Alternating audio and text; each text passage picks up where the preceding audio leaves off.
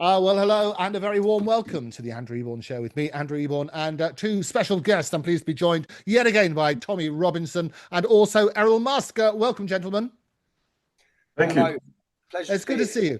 Now, let's start off. Errol, you've been on the show several times, and you've been very public about your support of Tommy Robinson. You called him the new Mandela, and you called him a political prisoner when he was inside.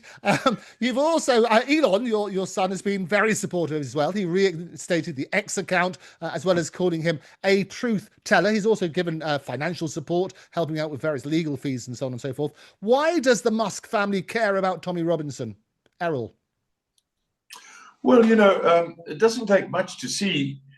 Tommy's the what I would call, the quintessential Englishman. I mean, what we know as, the kind of people that, populated around the world. Went around the world, in Australia. I mean, and New Zealand and South Africa and Canada and so forth. Yeah, he's typical. I mean, he's a grassroots type of Englishman.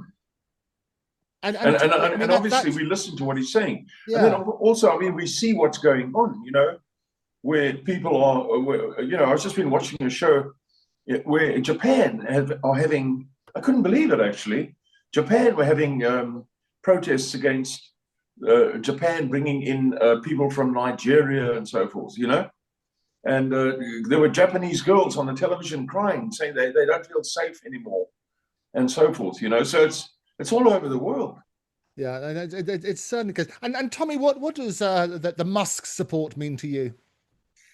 I've never had such a moment. I'll never forget the week. Probably one of the best moments of my life was sat on solitary confinement in Woodhill Prison. When I ran home, when I called my son, and he was elated on the end of the phone saying, Dad, because you have to realise, when I made the decision to play that film, I didn't know if I'd make it out of prison. B, knew my mental state would be affected. C, knew I was going to damage my children and be away from them. And it was all a risk of whether it would have any effect. So we could have put that film out and it could have got no momentum. No one would have watched it. I'd have got 18 months. The only narrative the public would have got, if it wasn't for Elon buying X, the only narrative the public would have got was that I lied and I breached the court injunction and I'm a criminal. Because they even rolled out certain political figures on our side to enforce that to the public. So if it wasn't for X, so at that moment, in that first week of January, I knew everything that I was about to go through, my family would go through, was worth it. The sacrifice, because it was a risk. Yes, we're going to sacrifice, but is it going to be worth it? At that moment then, it's worth it. From that moment, I remember I felt like I was floating around my cell. And certainly for that week, I guarantee you, I felt more free than Keir Starmer. As it was all developing, I thought, I'm sitting in a better position right now than Keir Starmer is. And I was elated. I was happy.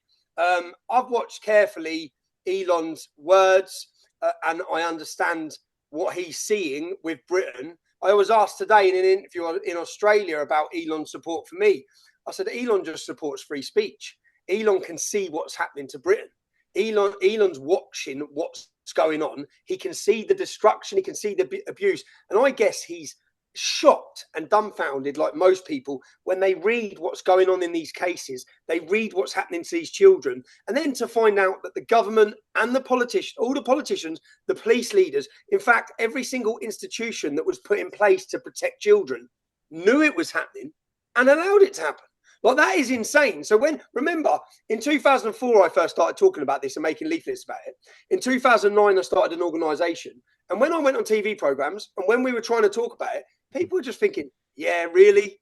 Really? It was only until the 2014 report in the Rotherham scandal that then people sat back and thought, whoa, this is real. And then since then, now we know from the rape gang inquiry of Rupert Lowe and Sammy Woodhouse, 85 towns and cities. But you see that 85 towns and cities?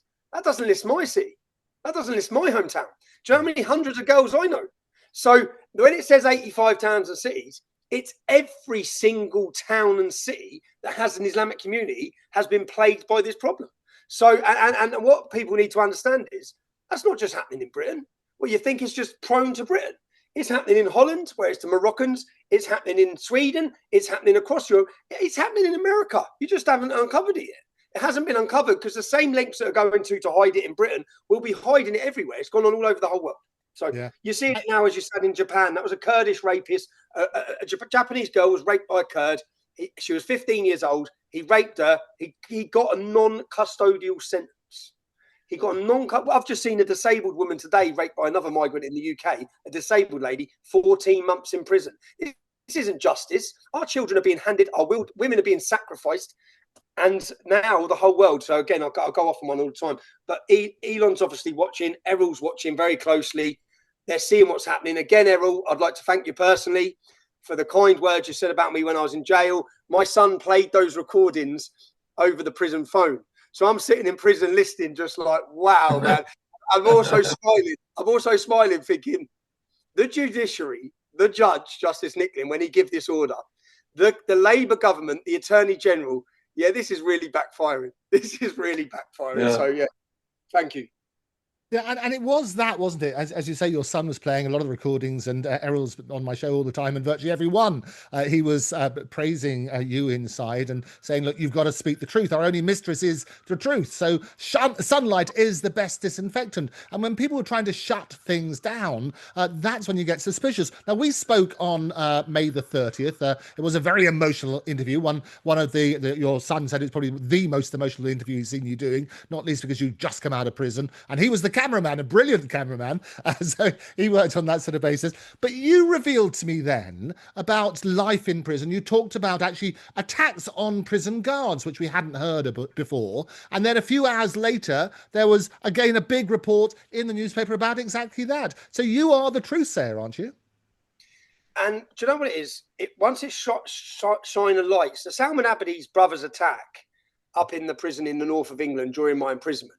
The only reason why you heard about this stabbing then of prison officers in Woodhill, and we heard about an attack then in Long Lartin, you only heard about these attacks because these attacks are happening every single week across the UK. What I said to you, and what I think the British public don't understand the scale of the problem, the staff at Woodhill have a 90% turnaround. So 90% of staff that join Woodhill prison leave within 2 years. 90% of them. Yeah, they're getting violently attacked. Whilst they're being violently attacked, their hands are tied behind their back by a political correct system. Again, just like the police force, every institution, political correctness has infected every single institution. So we have people going to work who want to do their job, but they're scared to do their job, partly because they'll lose their job. They'll have claims of racism. But obviously in the prison system, when you're doing, I was in Woodhill prison, 50% of the prisoners are in there for life and murder. It has a 40% Muslim population. They control that prison. It's like an ISIS training camp. And with what the prison guards explained to me is, if we upset them, if we upset any of the brothers, because it's the brothers who run everything, if we upset them, they just put a hit on us. So there's so many people in this jail that for a few quid will stab us, slice us, that if we upset them, we know we're in trouble. So then can you understand from an average, remember, prison staff are just your average mum and dad. There's women, they're just normal people. So these people are going into a prison system with some of the hardest, toughest, most deranged and violent men in the country, and they're expected to be able to manage them. And these men are willing to kill, hurt, murder. They don't care. In the prison I was in, Woodhill, a prisoner was beheaded in 2000. Check the year. A Ukrainian prisoner was beheaded by Muslim inmates on the prison yard. They took his head off on the yard. That didn't even really make our news. What's going on in our prison system, if people could see, it would terrify the nation. And if people could see it, you know, when you see a prison officer in a petrol station and walking down the street, they need a round of applause and a shake on the hand. Yeah. I think that's what a lot of people would find surprising, is that you actually do talk up for the establishment, you do talk up for prison officers and so on and so forth, and you are highlighting problems that they're having. Yeah, they see it firsthand. You see the police. So the police were manipulated into a situation where for a few years here, which we hear about two-tier policing, and we know that British patriots were treated very differently. Now, that would be frustrating for the police, because I speak to the police. Obviously, I'd speak, when I got arrested on the 26th of October, I flew back to the UK, I was detained to prevent me attending the demonstration. When I was in my cell that morning on the 26th, which was our demonstration, pictures started coming under my cell door. I picked the pictures up. It's photographs of people coming together for our demonstration. At 11 a.m, my cell door opens and it's a policewoman. And she's got her phone and it's TikTok live. She said, "Look how many are there, Tommy. She's like that. And she, her words, we want our country back. Remember, they're just normal citizens, yeah? Then when I've come out to make my phone call at 6 p.m, the two sergeants, you fucking nailed it, Tommy. You nailed it. No trouble, yeah? Now, when they're saying you nailed it and no trouble, we said, and I'm going to make an appeal to every average police officer policing our next event, yeah? They see firsthand the problems. They know the politicisation of the police. The senior police officers are politicians, not police officers. Now, what they managed to do was cause clashes with our supporters for years, with anti-patriotic supporters. We've done a whole 360 on how we cooperate with the police, but how we work with them. So we filmed every meeting, and from the first incident, and I can explain, I sat down after January 7th. We saw the takeover of our capital city by Hamas and their supporters week in, week out. We saw hatred that we've never seen, a shock for the Jewish community in the UK, because so many Jewish organisations had sided with these clowns for years against us. Yeah, so they had a shock. Everyone's had a shock. The hatred has spread across every university in the West. When I sat down with the police, our first demonstration I organised, Elon gave me back my X account. I remember I was in Spain. I was sitting in a restaurant, and my X account popped up. And at this time, I was in a pretty low place. It's pretty demoralizing when you're making the most important content you've ever made about rape gang inquiries and documentaries, and no one's seeing it. Yeah, it's pretty disheartening. It's demoralizing. So I'm sat out in Spain. I've gone through my divorce. I'm on my own, and I'm sitting there. My phone's popped up, and I can see my X account is back. And I messaged Katie Hopkins and said, because I saw hers was back. I said, our X accounts are back. What's going on? And she was like, what? And she's looked and she said, oh my God. Yeah. And I was like, wow. But I didn't know the password from X account. So I'm sitting there and all I want to do is tweet, and I can't even tweet yet. Right. But when I did get access to my account, I then flew back to the UK and I'm watching what's going on. And I organised my first protest, and it was on Armitage Day. And it was in response to the Hamas takeover of the capital city. And it was in response to the threats to disrupt our 2-minute silence on Armitage Day. And I brought thousands of men to the capital city for a 2-minute silence. We didn't come for trouble. And after that, in response to that, that is when the Attorney General sent my solicitor a letter saying, when I'd announced the protest, straight away, 2 days later, my solicitor gets a letter saying the Attorney General is contemplating prosecuting me for contempt of court. And it was for something that had happened 2 years prior, the leaking of a film. So they weren't prosecuting me for 2 years. I organised a protest. We're contemplating prosecuting you for contempt of court. I made a video basically saying, do your best, let the world watch the film. But in response to that demonstration, I then sat down with the Metropolitan Police Force for our first Unite the Kingdom.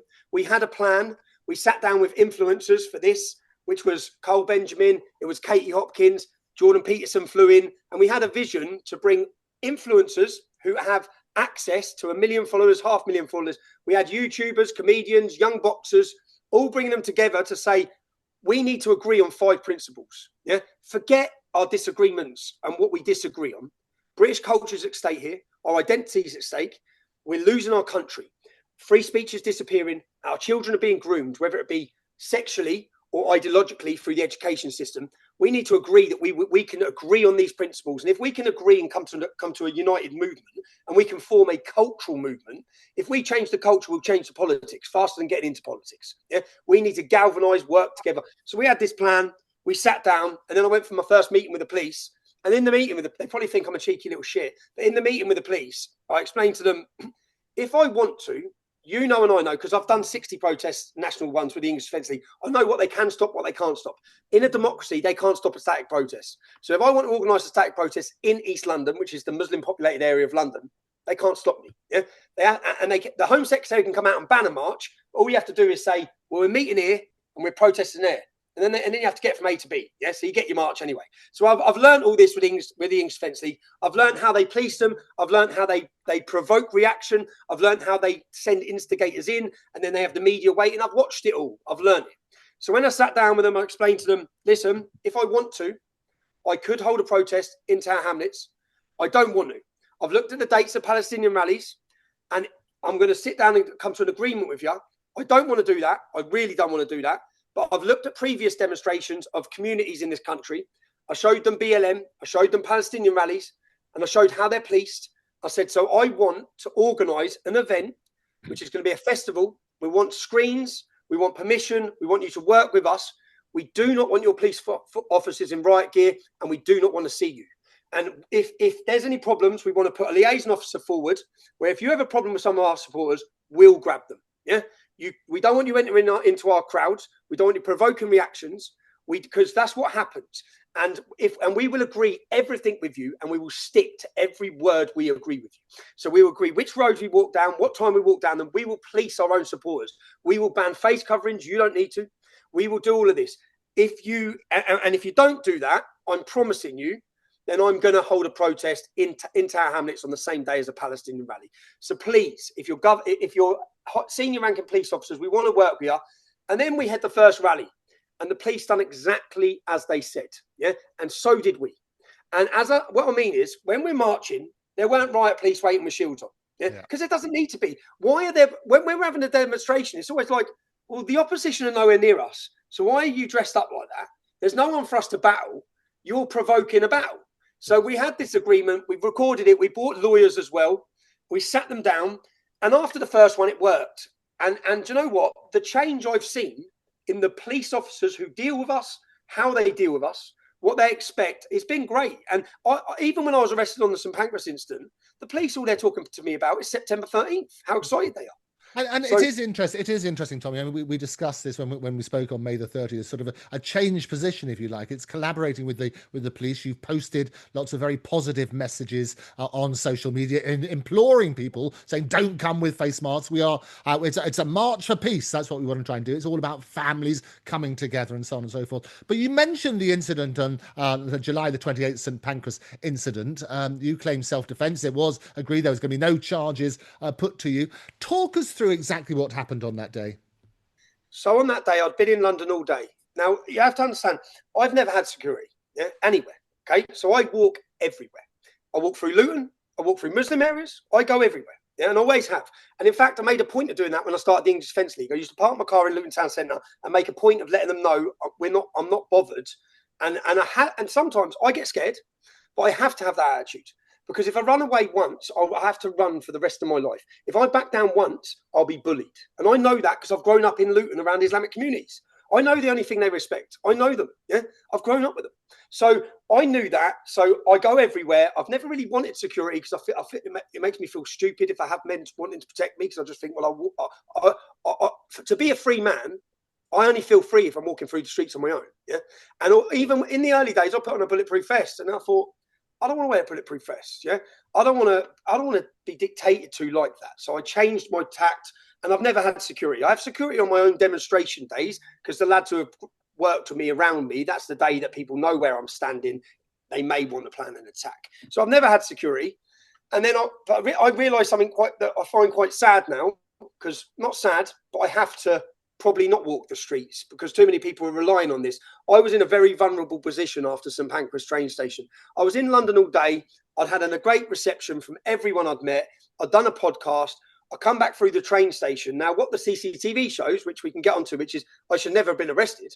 I come through the train station. A gentleman gets off the train. So he comes off at St Pancras, which means he's leaving. As he's leaving, he sees me walking, which is on CCTV. He then diverts and follows me. He gets in front of me and he squares up to me here, yeah, in my face. I step back, say to him, mate, leave me alone. He makes multiple threats against me. He's abusive. He's drunk. He's very loud, screaming at me. I walk away. He comes after me. He blocks my route multiple times. I get around him. I leave. He comes after me and follows me again. Yeah. So this is all on CCTV. When we get to the top of the escalators, he's behind me shouting.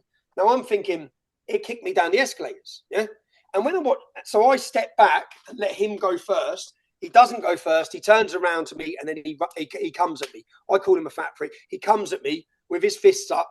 And it's at that point that I defend myself. Now, you saw what happened. The minute that happened, I contact the police. So all the nonsense in the media, the absolute nonsense, I contact the police. I explain to them, listen, and I have a liaison officer that I work with. Well, I've met him yesterday in London to go through again for the event. I say, Wayne, I'm in London. I've been at St Pancras. A gentleman's followed me. He's gone to attack me. He's threatened me. I've had to defend myself. I've had no option. And I said to him, I'm pretty worried. The gentleman's asleep. Yeah. But at the same time, I've left, Wayne, and I've left because I'm in central London. Within 2 minutes, crowds will be here. It's going to be another public order problem. I'm going to be under more threat. So I've left, Wayne. Anything you need me to do, I'll get my solicitors to contact if you need me to come in for a voluntary interview, but you're going to see what happened on CCTV. I had to defend myself. So I've done that with the police, and I had a pre-booked trip for work, which was booked 3 weeks prior. I've left the country. It's all over the news. I've run, I've fled. Yeah. So, but that at 6 a.m, my solicitors sent everything to the police. When I booked the flights, when I booked the hotels, when I booked the rental car, what I was doing there for work, and I was there till the Monday. So the police said, that's fine. And I was due to fly back to Manchester. They said, can I fly back to London? So I said, yeah, fine. I changed my flights. I told them what flight I'm on. I'm watching all the news. I'm seeing the media, and there's a witness give a statement. Now, I looked up the witness. I can talk about him now because I was under bail. I wasn't allowed to talk about him. One witness was an actor. This is when I really got scared. Another witness was a far left activist who, when he went through his social media, said that I should spend the rest of my life in prison. Yeah. And then in an interview, one of the witnesses gave an interview saying that I had screamed, "Do you want a piece of me?" Yeah. Now, I had screamed that as I'd hit him. I'm like, he screamed that. But what they didn't know as well is I recorded at the last 10 seconds. So as he comes at me violently and he's screaming, I recorded him. Yeah.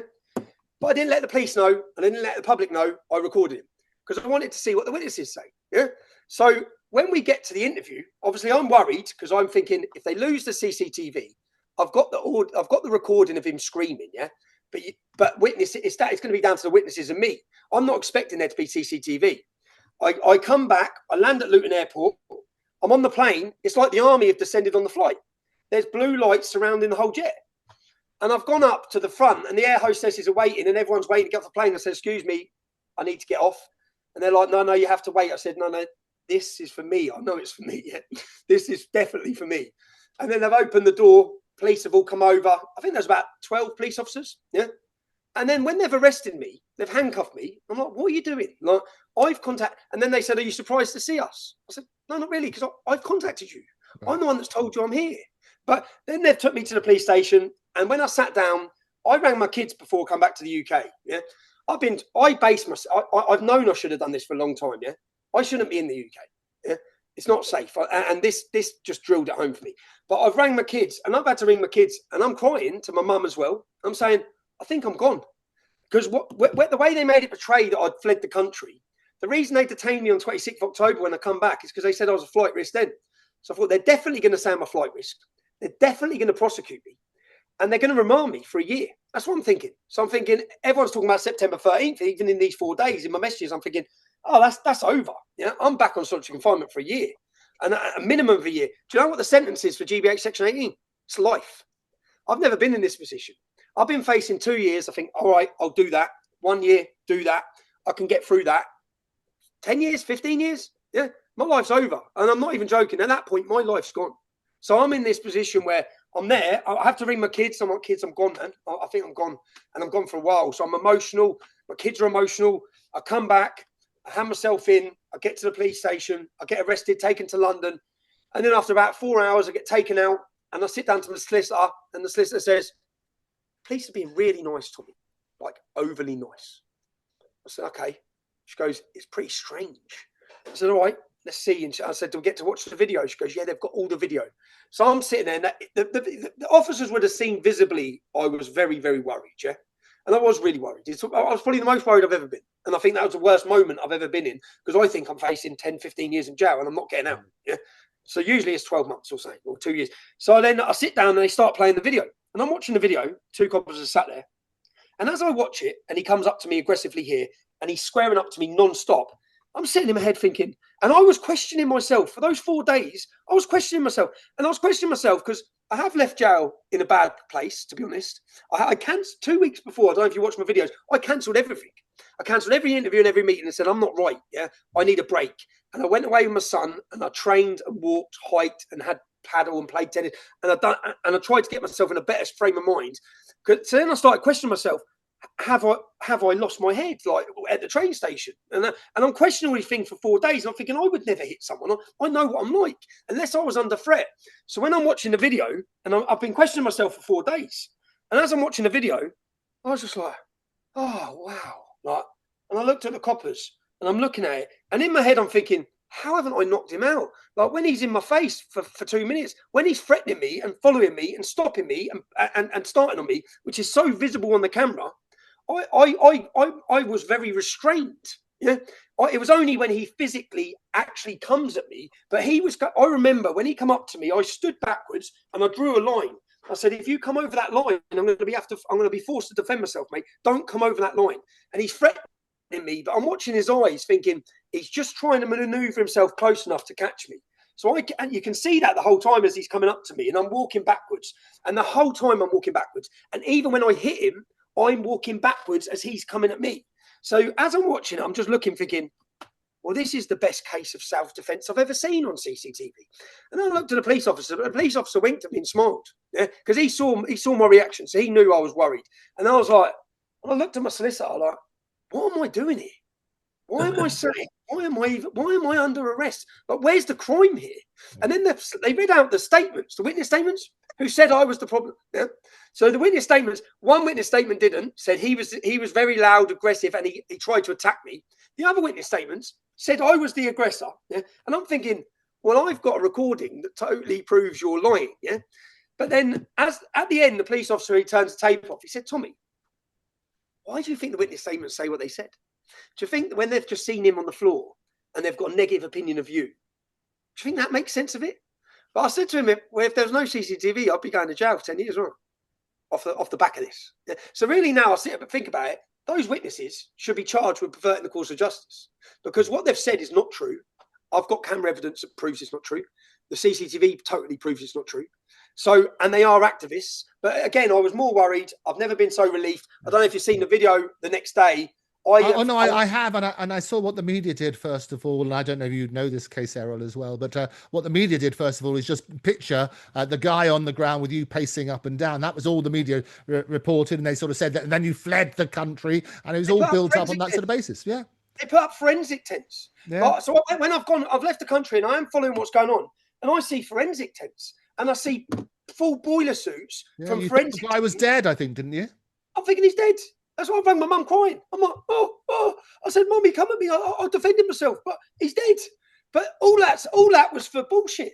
All of that. And I think the important thing is that the media are very quick to judge, and people come to a particular story with prejudices about you. And the important thing about when we sat down on May the 30th is to try and get to the real Tommy Robinson, the yaks, as we like to call you, on that sort of basis. Errol, what advice would you give Tommy? Because he's been subjected to this, where lots of people come with their own prejudices. He is being attacked in the street now. He just said he doesn't have security. What advice would you give him, Errol? Well, first of all, I read the real story. So what Tommy has just described, I read everything. How he had actually booked the flights before this event and all that sort of thing. So I knew right away that, what the facts were, and as Tommy describes it. So it actually did get reported accurately that Tommy was in fact defending himself against some halfwit. But it stands to reason. It doesn't matter who it is. It could be Elon, it could be Tommy, it could be me, anyone who's got a bit of a profile, anyway, especially like Tommy and people like Elon, they will be, some crazy will see himself as going down in the Guinness Book of Records, if he does something, to hurt or be seen or whatever it is with people like that. I knew a very wealthy man, the wealthiest man in South Africa. He never drove his own car because he said, if I drive my own car, somebody has to crash into me on purpose, and I'm in big trouble. You follow me? I have to have a driver, and they have two cars. He told me, this was Harry Oppenheimer, and he said that he was head of Anglo American, and he said, I have to have two cars, and if my car which is driven by a chauffeur, is bumped, I get out, I go into the second car, and we drive off. Yeah. Do you follow what I mean? So you are unfortunately in that position. There's nothing you can do about it. You have to realize that. And you do need to move about in such a way that you're not really just, to be seen very easily and all that sort of stuff. I think that's quite important for anyone like, movie star or politician or people who are in the public eye, like Tommy, you know. So I think that's the thing I would like to go into is that all these countries are doing the same thing. As I think Tommy said just now, Sweden and all these places, they're all doing the same thing. And they're bringing these people in against the wishes of the population, against the total opposition that they face among the population. Now, who's giving these orders? Somebody must be giving these governments, everyone from Japan to the UK to wherever, and previously in the UK, in the USA, giving this instruction. You have to let these people into your country. Somebody is giving instructions. As I said to you the other day, Andrew, you know, Keir Starmer, for example, is someone who has suffered so much insults and humiliation day after day after day, that any normal person, if you were him and you were faced with that, we all need to be liked and accepted and approved of. And he gets nothing but flack and told what a piece of this is and what a piece of that is and so on. And he just goes on. So where is he getting this inner strength to do that? Because I certainly would find it difficult. And so it tells you that he has bosses who are telling him, you are on the right track. We are very proud of you. Don't worry, we like what you're doing. You're on the right track. So who are these bosses? The bosses are telling every country what they've got to do. And we've got to find out who those bosses are. Well, you've got certain theories about that, which we've touched on beforehand, about the WEF and so on and so forth. Sorry? You have a number of theories about who those bosses are and who's pulling the shot around the world, including the WEF you've mentioned previously. Well, yes. United Nations. Yeah, Tommy, Yes, go for it. The United Nations. Sorry, Tommy. Yeah. Tommy, want to say something? Tommy was saying United Nations. Yes. Well, you know, the WEF is the United Nations is a bit of a toothless setup, but the WEF has actually written books with their leader, their president or something, you know, talking about how they're going to do this. They've actually written in books that they're going to tell every government that they have to do this. So obviously one has to look at the WEF, the World Economic Forum, what do they call themselves? So all these weirdos that we've got that have reached the heights in politics, like Trudeau and that woman, that hideous woman in New Zealand, what the hell her name was? The world leaders, the young world leaders. Yeah, they've all been to the WEF junior school or something like that. They've all been to the WEF training school. So one could come to the conclusion that the WEF or somebody above the WEF is giving these instructions to these countries. You know, Tommy's talking about life on the ground in England, which is incredibly interesting to hear. But who is giving the instructions to all these countries to do these, things that are designed to cripple your own country? Who is giving these instructions? I mean, these people who are coming from these third world countries are coming. Why are they coming to England? If you look at England as a household, it's like a household full of everything. It's comfortable, it's fully stocked. And they come from places where they sit on their backsides, their house or whatever you want to call it is empty, it has nothing, no stock, and they're all coming to get yours. They're all coming over to take it from you. You know, that's what it boils down to. And London today is, I'm told, 30% made up of Englishmen and the rest is foreigners. Now, you do have that in Dubai. I just want to go on a bit. You do have that in Dubai. In Dubai, you have 10 million people. I go there quite often. And you have 1 million Emiratis. Those are the actual people who live there. And you have 9 million expatriates, who are all pretty smart, actually, in Dubai, most of them. They come there, they make lots of money. But control of Dubai rests in the hands of the 1 million Emiratis, not in the hands of the expatriates. That's not what's happening in London. In London, control of the city is now in the hands of the people from another country. Yeah, it's certainly be that worrying as it may. And the whole thing is, who is giving the instructions? And it's so important, and we talk about this all the time about freedom of speech, and it's not racist to call out and be concerned about immigration. It's not far right to be concerned about livelihood and the fact that people can't celebrate being patriots and waving the Union Jack and so on and so forth. People need to be able to call this out without being fear that they're going to get arrested. We're going to take a quick break. When we come back, we're going to be unpacking more of the media stories, and we're going to keep Tommy and Errol briefly with us, looking also forward to September the 13th and what's going to happen there. But for now, Tommy and Errol, thank you for joining me.